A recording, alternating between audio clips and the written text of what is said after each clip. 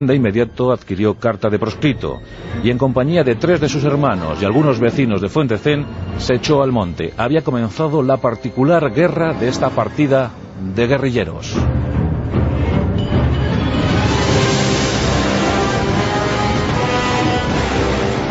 Desde entonces, los guerrilleros vallisoletanos y burgaleses, esos eran en principio los que conformaban la partida de Juan Martín Díez el Empecinado, comenzaron a actuar en los caminos que servían como línea de aprovisionamiento para el ejército francés.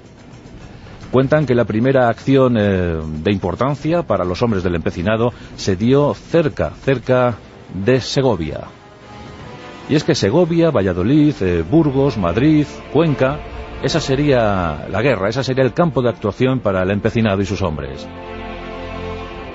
Pronto las noticias comenzaron a circular por toda la península tan necesitada de héroes.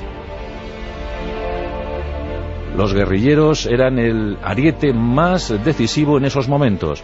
Por desgracia, el ejército regular español iba de derrota en derrota.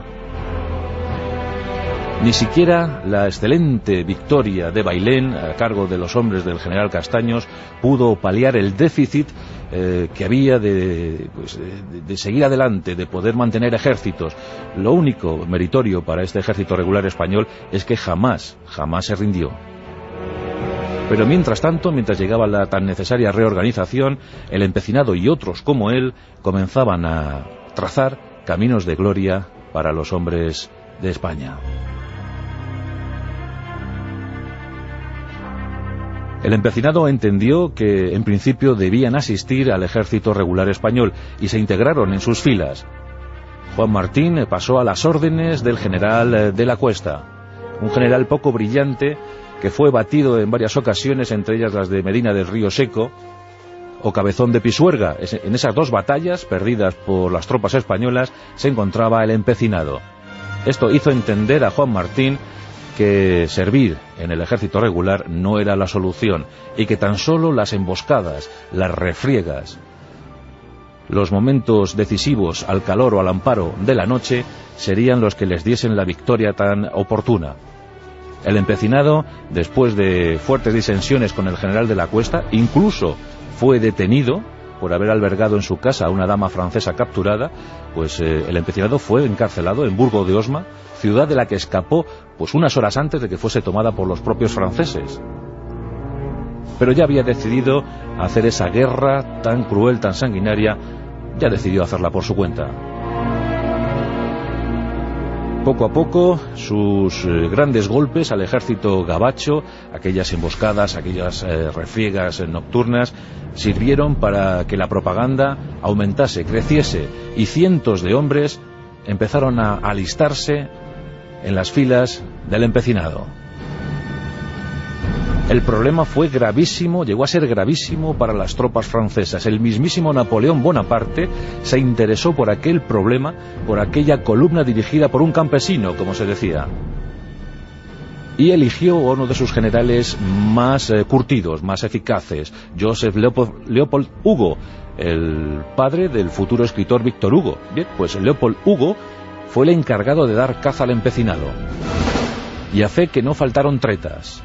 En una ocasión, por ejemplo, capturó a la madre del Empecinado y a muchos familiares y vecinos, y aseguró que de no entregarse les fusilaría. El Empecinado envió una carta a Leopold Hugo en la que se afirmaba que en caso de ser fusilada su madre y sus familiares, pasaría a cuchillo a 100 prisioneros franceses que estaban en su poder, y que esto no era todo, pues desde entonces fusilaría a cualquier francés que capturase allí mismo. En cualquier punto donde capturase un francés, este sería fusilado.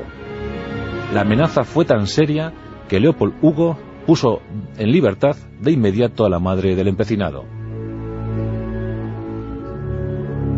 Y es que el Empecinado se granjeó el respeto, incluso la amistad de sus oponentes. Le respetaban muchísimo. Esto es así de cierto. El propio Leopold Hugo incluso quiso sobornarle, quiso alentarle a que se pasase a las filas francesas, dándole un cargo de oficial y un excelente sueldo, cosa a la que el Empecinado se negó en redondo, y ofreció lo mismo a Leopold Hugo. Le dijo: pásese usted con nosotros. Las campañas del empecinado son tan famosas que aún siguen sus ecos recorriendo nuestra historia. Llegó a merodear Madrid, incluso quiso secuestrar al mismísimo José Bonaparte. Pepe Botella, el rey ocasional de España. El empecinado se enteró que Pepe Botella pasaba tiempo estival en la casa de campo madrileña y por allí se vio a hombres de la partida del empecinado. La verdad es que solo mentar su nombre provocaba ya un terrible susto, una gran inquietud en cualquier cuerpo de oficial francés. Por fin, la regencia gaditana otorgó cargos. Por fin entendió que el empecinado era el hombre a seguir, era el líder mediático, era el héroe popular que todos precisaban.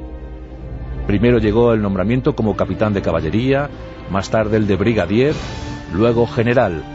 Y es que más de 6.000 hombres seguían al empecinado, más de 6.000 hombres cabalgando por los montes de Castilla, custodiando los lugares, protegiendo los pueblos y sobre todo franqueando el paso para el avance de muchos ejércitos anglo-hispanos. La tarea fue más que brillante para estos guerrilleros. En 1811 el empecinado se encontraba dirigiendo un regimiento de húsares en Guadalajara. Y la verdad es que, como digo, era un inmenso héroe popular, querido y aclamado por todos. Al finalizar la guerra, en 1814, dirigía a más de 10.000 efectivos y había protagonizado campañas tan destacadas como las de Aragón. Esa campaña ha pasado a la historia como la campaña del empecinado. Sometió a ciudades, puso a sitio a otras y recibió de buen grado la ayuda de otros guerrilleros. Fue, desde luego, toda una urdimbre estratégica y táctica que acompañó a Juan Martín Díez.